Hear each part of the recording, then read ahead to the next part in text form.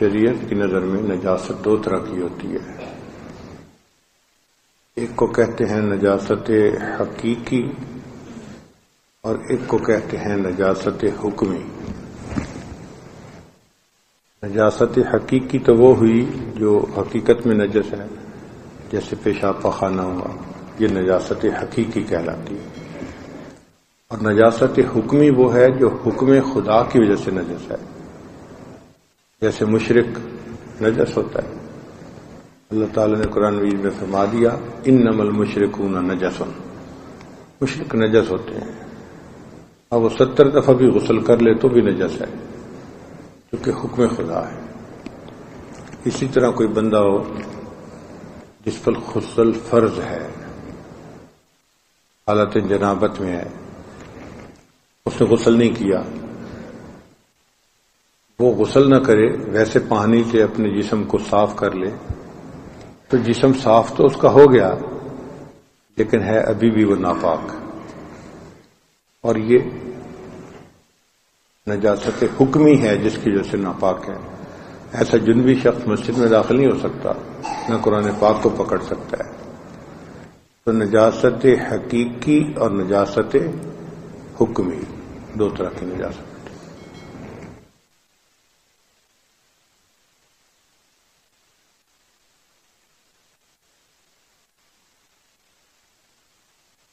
اگر آپ پانی ایک گلاس میں ڈالیں اور اس کو رکھ دیں، پھر آپ ایک ہفتے کے بعد اس کو آ کر اگر دیکھیں گے تو پانی آپ کو جیسا تھا ویسا ہی ملے گا.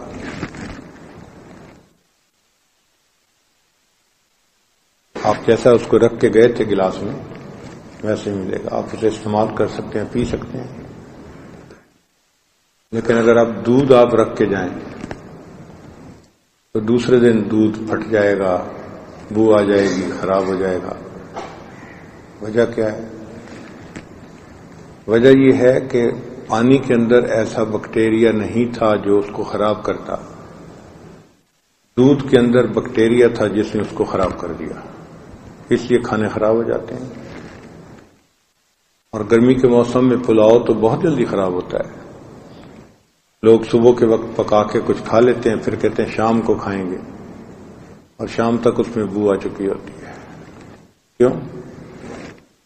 کہ اس کھانے میں ایسا بیکٹیریا تھا جس نے اس میں بو پیدا کر دی، اس کو خراب کر دیا.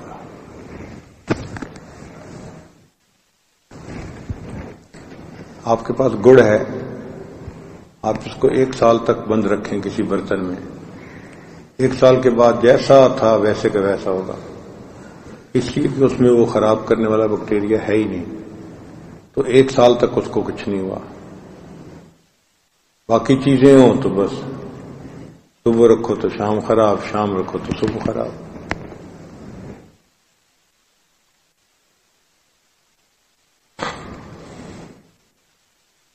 ایک مرتبہ امریکہ میں نے بیان کیا موت کے عنوان پہ، اور اس میں ایک واقعہ سنایا جو حضرت شیخ الحدیث مولانا زکریا رحمۃ اللہ علیہ نے لکھا ہے اپنی کتاب میں، کہ عمر بن عبدالعزیز رحمۃ اللہ علیہ جا رہے تھے جنازے میں، ایک قبر کے پاس کھڑے ہو کر رونے لگ گئے. لوگوں نے کہا حضرت آپ تو جنازے کے ولی ہیں، آپ پیچھے رہ گئے تو پھر جنازہ کیسے ہوگا؟ تو فرمانے لگے کہ میں قبر کے پاس سے گزر رہا تھا، قبر نے مجھ سے ہم کلامی کی کہ عبدالعزیز، عمر بن عبدالعزیز مجھ سے کیوں نہیں پوچھتے کہ جو بندہ قبر میں آتا ہے میں اس کے ساتھ کیا کرتی ہوں؟ تو میں نے کہا مجھے بتاؤ. تو قبر نے کہا کہ میرے اندر جو بندہ آتا ہے اس کا جسم گل جاتا ہے، کیڑے پڑ جاتے ہیں، پورے جسم کو کے گوشت کو کیڑے کھا جاتے ہیں اور ہڈیاں بچ جاتی ہیں، اور وہ بھی بوسیدہ ہو جاتی ہیں. آخر کے اوپر صرف ریڑھ کی ہڈی بچتی ہے.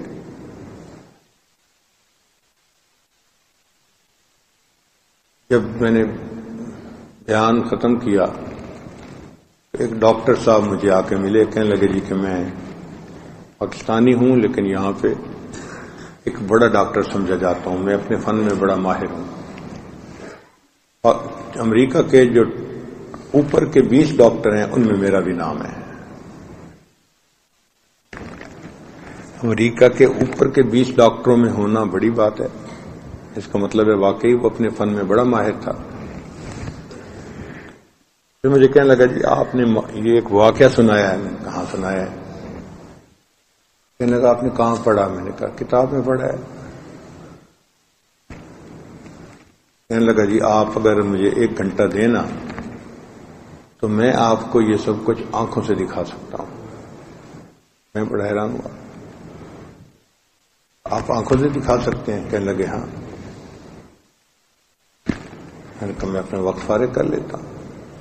اس نے کہا جی کہ فلاں فلاں دن تو میں مصروف ہوں، میرا آپریشن ہے، فلاں ہے، اور اس دن میری چھٹی ہے، تو میں آپ کو اتنے بجے آ کے گھر سے لے لوں گا اور لے جاؤں گا. میں نے کہا بہت اچھا. خیر وہ اس دن آئے اور مجھے گاڑی میں بٹھا کے لے گئے. وہاں پر ایک میوزیم ہے، اس کا نام ہے نیچرل ہسٹری میوزیم. تو اندر جاتے جاتے وہ پھر ایک ایسے سیکشن میں مجھے لے گئے جو ممیز کا سیکشن تھا. ممیز کہتے ہیں لاش کو کیمیکل لگا کے رکھ لینا جس سے کہ وہ لاش پھر خراب نہیں ہوتی. جیسے فرعون کی لاش کو رکھا ہوا ہے، حنوط شدہ لاش، اس کو انگلش میں ممیز کہتے ہیں. وہاں لے گئے. وہاں میں نے دیکھا کہ شیشے کے کمرے بنے ہوئے تھے، چھوٹے چھوٹے. پہلے کمرے کے باہر لکھا ہوا تھا کہ جب کوئی انسان مرتا ہے تو اس کی یہ حالت ہوتی ہے. اندر گئے تو ایک انگریز کی بالکل ننگی لاش پڑی ہوئی تھی. جیسے انسان مرتا ہے انہوں نے اس کو اسی حال میں رکھا ہوا تھا.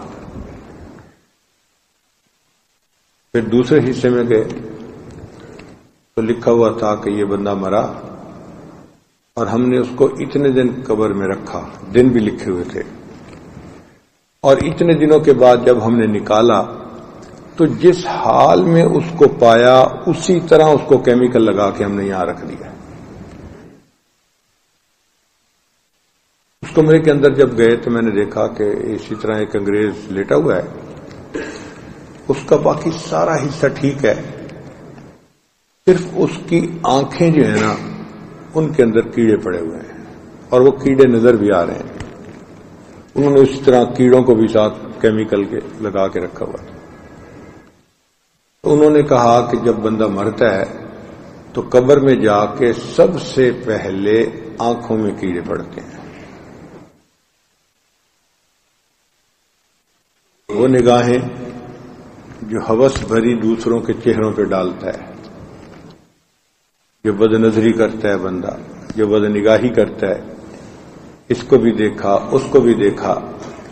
اللہ تعالیٰ قبر میں سب سے پہلے انہی آنکھوں میں کیڑے ڈالتے ہیں. پھر تیسرے کمرے میں داخل ہوئے تو اس بندے کی آنکھوں میں بھی کیڑے تھے پڑے ہوئے اور اس کے منہ میں بھی کیڑے پڑ گئے تھے، اور ان کیڑوں نے ان کے ہونٹوں کو کھا لیا تھا. تو اس کی بتیسی جیسے مری ہوئی بکری کے دانت نظر آتے ہیں، اس بندے کے دانت اس طرح نظر آ رہے تھے. وہ زبان جو اللہ ہی کا دیا کھاتی ہے اور اللہ کے شکوے کرتی ہے، پھر اللہ تعالیٰ اس میں کیڑے ڈالتے ہیں. جو کیڑے اس زبان کو کھا جاتے ہیں، ہونٹوں کو کھا جاتے ہیں، اور بس دونوں دانت نظر آ رہے تھے جیسے بکری کے دانت ہوتے ہیں. پھر تیسرے سیکشن میں گئے، تیسرے کمرے میں، اس میں زیادہ دنوں کے بعد لاش کو نکالا تھا. تو وہاں آنکھوں میں بھی کیڑے تھے، منہ بھی کیڑے تھے، اور پیٹ جو تھا نا وہ ایک پیالے کی طرح بنا ہوا تھا، ایسے ابھرا ہوا نہیں تھا، بلکہ اس کے اندر کیڑے پڑ چکے تھے. اور جیسے پیالے کے اندر پلاؤ پڑا ہوتا ہے نا، بالکل اس کا پیٹ ایسے لگتا تھا کہ کیڑوں کے پلاؤ سے بھرا ہوا ہے. پیٹ میں کیڑے پڑ جاتے ہیں. اب وہ کیڑے بڑھنے شروع ہو گئے اور انہوں نے جسم کے باقی گوشت کو بھی کھانا شروع کر دیا. کرتے کرتے آخر پر جب ہم گئے تو وہاں صرف ہڈیوں کا ٹانچہ پڑا ہوا تھا. سارے گوشت کو کیڑوں نے کھا لیا. انہوں نے لکھا کہ اتنے دنوں کے بعد جسم کو کیڑے کھا جاتے ہیں, گوشت کا نام نشان نہیں رہتا. تو بڑی عبرت ہوئی کہ انسان تو جو اپنے آپ کو پالتا پھر رہا ہے نا, یہ کیڑوں کی غذا بڑھاتا پھر رہا ہے.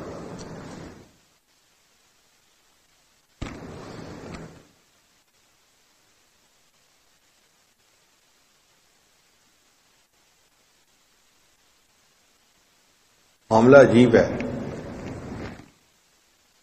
کہ جو لوگ پاکیزہ زندگی گزارتے ہیں, تقوی و طہارت کی زندگی گزارتے ہیں, ان کے جسم قبر میں سلامت رہتے ہیں. حدیث پاک میں ہے کہ انبیاء کے جسم قبر میں سلامت ہوتے ہیں. حدیث سے ثابت ہے. اللہ نے زمین کے اوپر حرام کر دیا ہے کہ وہ انبیاء کے جسم کو نہیں کھا سکتی, تو یہ حدیث پاک سے ثابت ہے. اور واقعات بتاتے ہیں کہ اولیاء اللہ کے جسم بھی سلامت ہوتے ہیں, شہداء کے جسم بھی سلامت ہوتے ہیں. واقعات بتاتے ہیں. چنانچہ ہمارے بچپن کا واقعہ ہے, عراق میں بغداد میں ایک جگہ تھی جہاں پر 2 صحابہ تھے جن کی قبریں تھیں, اور پانی ادھر کو آ گیا تھا دریا کا, اور وہ قبریں گر رہی تھیں. تو اس زمانے میں پھر ملکی سطح پہ انہوں نے ان قبروں کو کھولا اور ان کو ایک جگہ سے دوسری جگہ منتقل کیا. تو ہم سرمد کی ایج کے چھوٹے بچے تھے, ہم سنتے تھے کہ ہزاروں لوگ وہاں ان کو دیکھنے کے لیے گئے, اور ان حضرات کے جسم پہ جہاں زخم تھے ابھی بھی خون ان میں تازہ تھا, ٹپک رہا تھا, ایسے لگتا تھا ابھی زخم لگا ہے. تو واقعات سے پتہ چلتا ہے کہ شہداء اور اولیاء کے جسم بھی قبر میں سلامت رہتے ہیں. ایک دفعہ جہاں جھنگ میں سیلاب آ گیا تھا اور شہر کے اندر پانی آ گیا تھا, 1973 یا 4 کی بات ہے.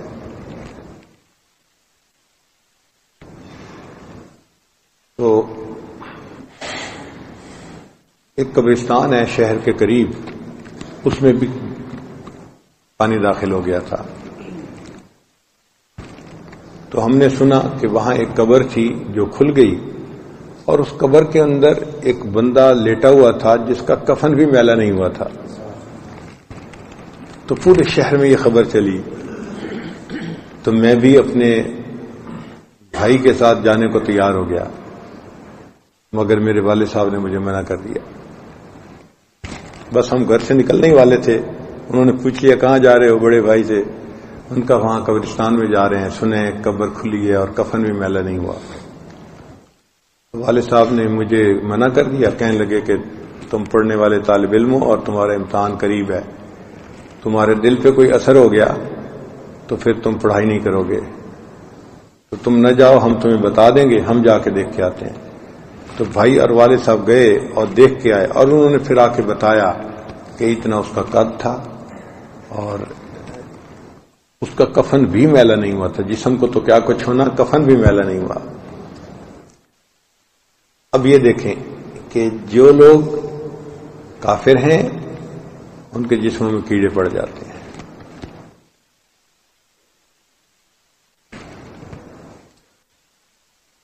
بلکہ سویڈن میں ایک صاحب کہنے لگے کہ ہمارا ایک پڑوسی تھا, انگریز تھا, اس کی اولاد مر گئی تھی, بیوی بھی فوت ہو گئی, تو وہ اکیلا رہتا تھا. تو شام کو کبھی کبھی وہ باہر نکل کے گھر سے کرسی پہ بیٹھ جاتا تھا اور آنے جانے والے کا چہرہ دیکھتا رہتا تھا بس.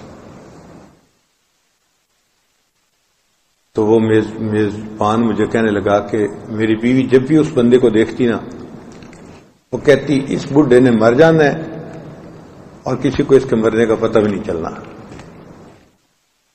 کہنے لگے میں اپنی بیوی کو کئی دفعہ منع کرتا کہ تم ایسی بات مت کرو، وہ باز نہیں آتی تھی۔ جب بوڑھے کو بیٹھے ہوئے دیکھتی وہ کہتی اس بوڑھے نے کسی دن مر جانا ہے اور اس کے مرنے کا پتہ بھی نہیں چلنا۔ ایک دفعہ ہم پاکستان 2 مہینے کے لیے چلے گئے، بچوں کو چھٹیاں تھیں، تو 2 مہینے کے بعد جب واپس آئے تو کہنے لگے کہ ہم اپنے گھر داخل ہونے چاہتے تھے، تو میں تو راستے کے اس طرف چل رہا تھا، میری بیوی جو تھی نا وہ گزرتے ہوئے اس انگریز کے دروازے کے قریب سے ہو کے گزری، تو اس کو بو آئی، تو اس نے کہا او لگتا ہے وہ مر گیا اور اس کے گھر سے بو آ رہی ہے۔ میں نے کہا کہ کیا تمہیں مصیبت پڑی ہوئی ہے، تم اس بڈھے کے پیچھے ہی پڑی ہوئی ہو؟ اس نے کہا اس کے گھر سے بو آ رہی ہے، مجھے لگتا ہے وہ مر گیا۔ کہتا ہے کہ میں قریب گیا تو مجھے بھی دروازے کے قریب سے بڑی بو آئی۔ کہتے ہیں ہم نے پولیس کو فون کیا، پولیس والا آیا، اس نے آ کے دروازہ کھلوایا، توڑا۔ کہنے لگے جو اس نے دروازہ کھولا پورے گھر کے اندر کیڑے چل رہے تھے، وہ اکیلا کہیں مرا ہوگا تو گھر میں اطلاع دینے والا تو کوئی تھا نہیں، تو اس کی لاش گھر میں پڑی رہی، وہ گل گئی، اس میں کیڑے پڑ گئے اور پھر وہ کیڑے پورے گھر کے اندر پھیل گئے۔ تو ایک یہ لوگ ہیں کافر کہ جن کی لاشوں میں کیڑے دنیا میں ہی پڑ جاتے ہیں اور قبر میں تو پڑتے ہی پڑتے ہیں۔ اور اس کی دلیل یہ کہ ہم ایک مرتبہ کوہتور کے سفر پر گئے، کوہتور کے قریب ایک گرجا گھر بنا ہوا ہے جہاں ان کے بڑے بڑے پادری رہتے ہیں، نمایاں پادری وہاں رہتے ہیں، پوری دنیا سے وہ جاتے ہیں اور وہاں جا کے اپنا وقت گزارتے ہیں۔ جو اس گرجے کا بڑا پادری ہوتا ہے نا، بڑا مفتی جس کو ہم سمجھ لیں کہتے ہیں اپنے ذہن میں، تو وہ بڑا نمایاں مقام رکھنے والا بندہ ہوتا ہے۔ جب سے وہ گرجا گھر بنا اس وقت سے لے کے آج تک انہوں نے اس کا ریکارڈ رکھا ہوا ہے، کس طرح نام بھی لکھے ہوئے ہیں اور نام لکھنے کے ساتھ ایک اور حرکت بھی کی ہوئی ہے کہ جب وہ بڑا پادری مرتا ہے اس کو وہ دفن کرتے ہیں قبر میں، اور کچھ دنوں کے بعد اس کو قبر کو کھولتے ہیں تو اندر اس کی ہڈیوں کا ڈھانچہ ہوتا ہے، تو وہ اس کی کھوپڑی کو نکال لیتے تھے اس پادری کی، اور انہوں نے کھوپڑیوں کو ایک جگہ اکٹھا کیا ہوا تھا، تو جیسے تربوز کا ڈھیر لگا ہوتا ہے نا، ایک کمرے میں انہوں نے کھوپڑیوں کا ڈھیر لگایا ہوا تھا، کھوپڑیاں ہی کھوپڑیاں، ہزاروں کھوپڑیاں۔ تو جو وہاں کا دکھانے والا تھا اس نے کہا کہ جی جب سے یہ گرجا گھر بنا ہے اس میں جتنے پادری آئے ہیں ان سب کی کھوپڑیوں کا باقاعدہ ہمارے پاس ریکارڈ ہے۔ اب اس کو وہ بڑی بات سمجھ رہا تھا کہ ہم نے سب کو محفوظ رکھا ہوا ہے۔ تو میرے ساتھ ساتھی تھے، میں نے انہیں کہا کہ دیکھو آج اسلام کی حقانیت ہمارے اوپر ظاہر ہو گئی۔ اس نے کہا کیسے؟ میں نے کہا یہ ان کے نیک لوگ ہیں، بڑے پادری ہیں، اور ان کو بھی قبر میں دفن کیا گیا اور ان کے جسم میں کیڑے پڑے اور ان کی کھوپڑیاں دیکھو یہاں پڑی ہوئی ہیں نشانی کے طور پہ۔ اور ہمارے دین اسلام میں جو نیک لوگ ہوتے ہیں ان کو قبروں میں دفن کیا جاتا ہے تو قبر ان کے کفن کو بھی میلا نہیں کرتی۔ زمین میلی نہیں ہوتی، زمن میلا نہیں ہوتا، زمین میلی نہیں ہوتی، زمن میلا نہیں ہوتا، محمد کے غلاموں کا کفن میلا نہیں ہوتا۔ تو کفن ہی میلا نہیں ہوتا، حق اور باطل کا یہیں سے پتہ چل جاتا ہے۔ یہ کون لوگ ہوتے ہیں جن کے جسم سلامت رہتے ہیں؟ جو گناہوں سے بچتے ہیں۔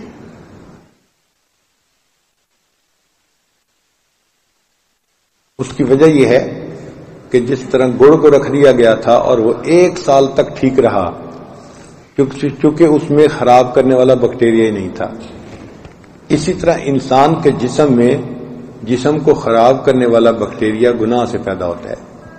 آنکھ نے بدنگاہی کی، آنکھ پالیوٹیڈ ہو گئی، منہ سے زبان بولا، زبان سے جھوٹ بولا تو منہ پالیوٹیڈ ہو گیا، کانوں سے میوزک سنا تو کان پالیوٹیڈ ہو گئے۔ اب جو جگہ نجاست والی ہو گئی، جب قبر میں دفن کریں گے یہاں سے کیڑے بننے شروع ہوں گے اور بڑھنے شروع ہو جائیں گے اور وہ پھر پورے جسم کو کھائیں گے۔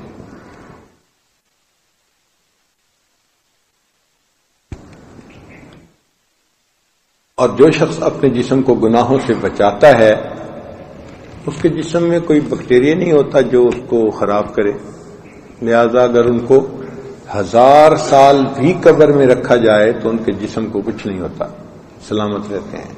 اور انبیاء کرام تو معصوم ہوتے ہیں، ان کے جسم کو کیسے مٹی کھا سکتی ہے؟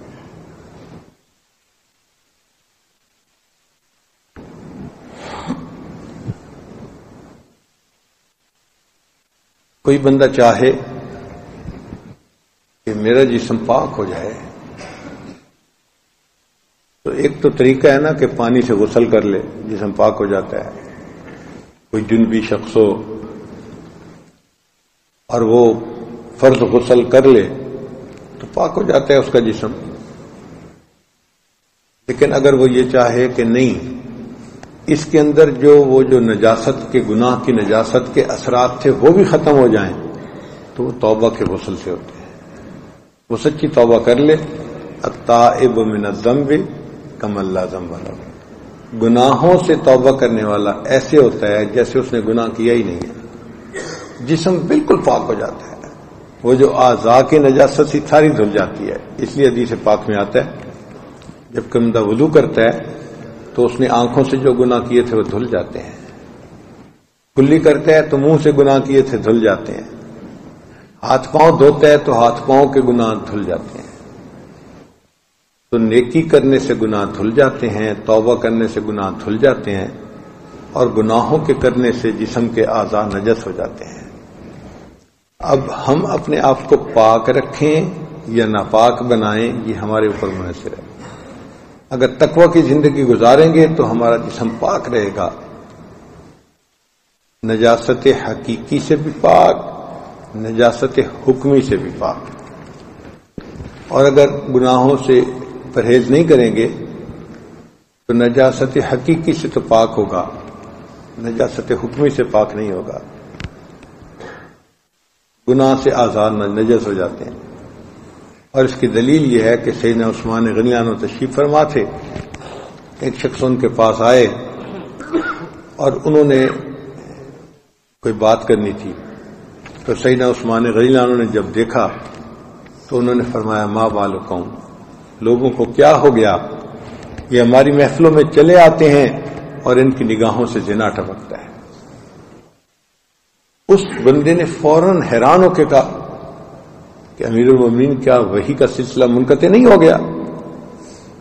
تو فرمایا کہ ہاں وحی کا سلسلہ تو منقطع ہو گیا، یہ فراست مومنانہ ہے کہ اللہ نے مجھے تمہاری نگاہ کی نجاست دکھا دی۔ اس نے کہا کہ راستے میں آ رہا تھا تو ایک عورت پر نظر پڑ گئی جس کی وجہ سے میری آنکھوں کی نجاست آپ کو نظر آ گئی۔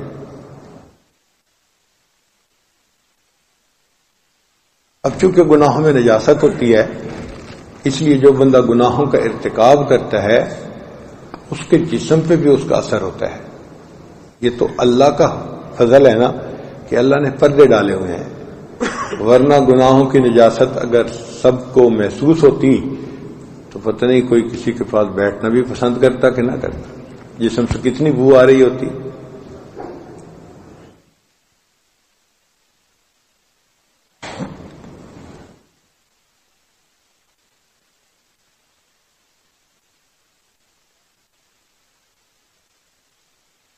بعض لوگوں کو ہم نے دیکھا ہے ان کے پسینے میں بدبو ہوتی ہے، کپڑوں سے بھی بدبو آتی ہے۔ اکثر و بیشتر یہ غفلت میں زندگی گزارنے والے لوگ ہوتے ہیں، اور اولیاء اللہ ان کے جسم سے بو نہیں آتی، ان کے جسم سے خوشبو آتی ہے الٹا۔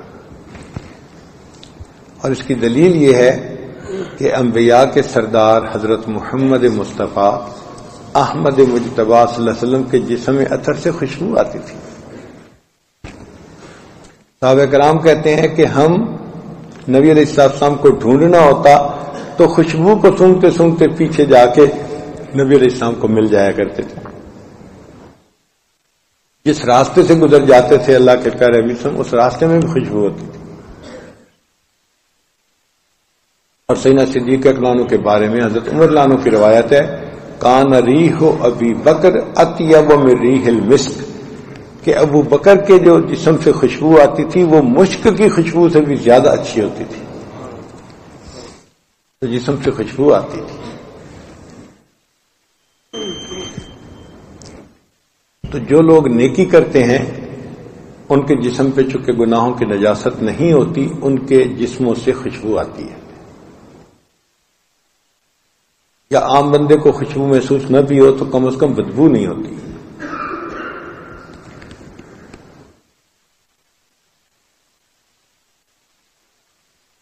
اس لیے بعض بزرگ وضو کر کے نکلتے تھے گھر سے اور مسجد پہنچنے تک آنکھ کا بڑا پرہیز کرتے تھے، اور اگر آنکھ خطا کر جاتی تو دوبارہ پھر وضو کرتے تھے۔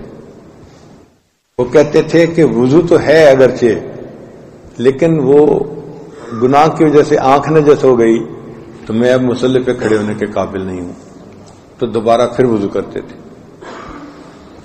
ہم لوگ وضو کرتے ہوئے صرف اعضاء کے وضو کی نیت کرتے ہیں، اور اللہ والے وضو کرتے ہوئے جسم کے وضو کی بھی نیت کرتے ہیں، اور ساتھ گناہوں سے توبہ کر کے باطن کے وضو کی بھی نیت کرتے ہیں۔ وہ دونوں طرح سے دھل جاتے ہیں نماز کے لیے۔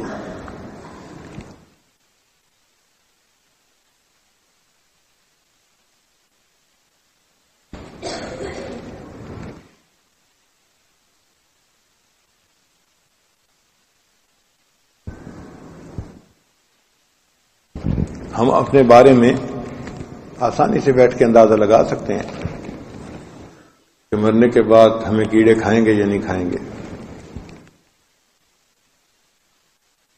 حدیث پاک میں آتا ہے جو بندہ جھوٹ بولتا ہے اس کے منہ سے بدبو نکلتی ہے، اور اس بدبو کو لوگ نہیں محسوس کرتے، لیکن فرشتے اس سے دور چلے جاتے ہیں، حدیث پاک سے ثابت ہے۔ اب اتنی تو بدبو نکلی نا منہ سے کہ فرشتے دور چلے گئے، اس کی کیا وجہ ہے؟ نجاست تھی نا، ارتکاب ہوا گناہ کا تو نجاست کی بو آئی۔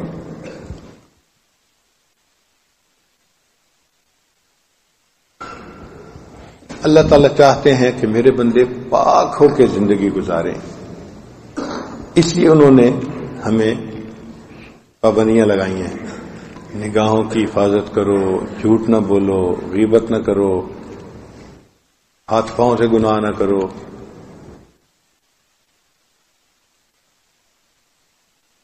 ما یرید اللہ لیجعل علیکم من حرج، اللہ تعالیٰ ارادہ نہیں کرتا کہ تمہیں تکلیف میں ڈالے، ولکن یرید لیطہرکم، اللہ ارادہ کرتا ہے کہ تمہیں پاک کرے، ولیتم نعمتہ علیکم، اور اپنی نعمت کو تمہارے اوپر مکمل کر دے۔ اللہ تو تمہیں انعام دینا چاہتا ہے، اس لیے تم پر پابندیاں لگائی ہیں۔ تو نماز پڑھنا، روزہ رکھنا، نیکی کرنا، یہ پابندیاں ہمارے لیے ہیں کہ ہم پاک ہو جائیں اور ہمارے اوپر اللہ کی نعمت کامل ہو جائے۔ عزیز طلباء، آپ مدرسے کے ماحول میں ہیں، آپ اگر چاہیں تو یہاں رہتے ہوئے تقویٰ کی زندگی آسانی سے گزار سکتے ہیں۔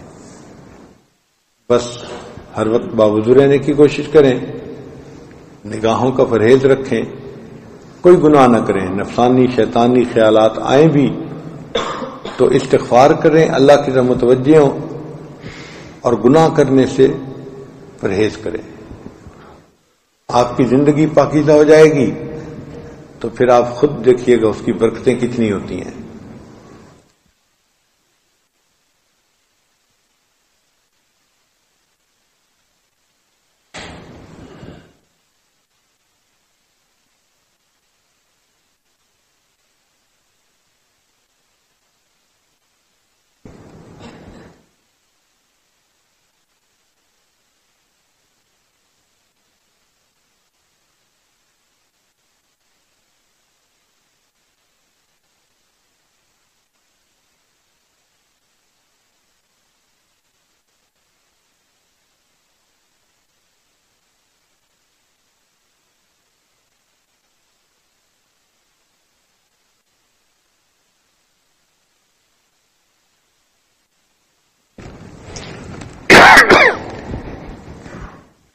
حدیث پاک میں آتا ہے کہ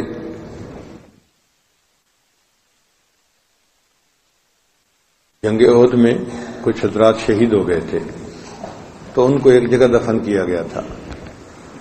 پھر وقت کے ساتھ ساتھ بارش کا پانی بہتا تھا، تو چند حضرات ایسے تھے کہ جن کی قبر کے قریب سے پانی بہ رہا تھا تو ان کے پاؤں بھی ننگے ہو گئے تھے، اتنا یعنی قبر کے قریب سے بہ رہا تھا. تو خواب میں نظر آئے تو وقت کے بادشاہ نے پھر ان کو قبر سے نکالنے کی انتظام کیا. تو جب ان کو قبر سے نکالا گیا تو ان کے بھی جسم بالکل نرم تھے اور ایسے لگتا تھا جیسے ابھی ان کو دفن کیا گیا، اور ان کو اٹھا کے وہاں سے جہاں اب سید الشہداء امیر حمزہ لانو کی جگہ ہے قبر، وہاں پر اکٹھا دفن کر دیا گیا.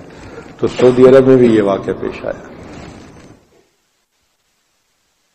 جو اللہ کی فرما برداری کرتے ہیں اللہ ان کے جسم بھی سلامت رکھتے ہیں، اور جو اللہ کی نافرمانی کرتے ہیں وہ خود اپنے جسم کو کیڑوں کے لیے تیار کر رہے ہیں، کیڑوں کی غذا بنتے ہیں. لا الہ الا اللہ سبحان ربی العظیم. اللهم صل علی سیدنا محمد وعلى آل سیدنا محمد وبارک. ربنا ظلمنا انفسنا وان لم تغفر لنا وترحمنا لنكونن من الخاسرین. رب کریم ہم آپ کے عاجز مسکین بنتے ہیں، گناہوں کو معاف فرما، خطاؤں سے درگزر فرما، عیبوں کی پردہ پوشی فرما. اللہ ہماری توبہ کو قبول فرما، آئندہ نیکی تقوی کی زندگی نصیب فرما.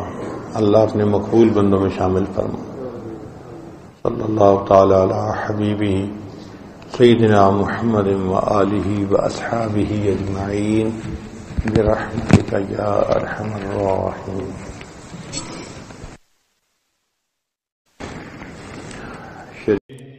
سنوں میں نام تیرا دھڑکنوں میں،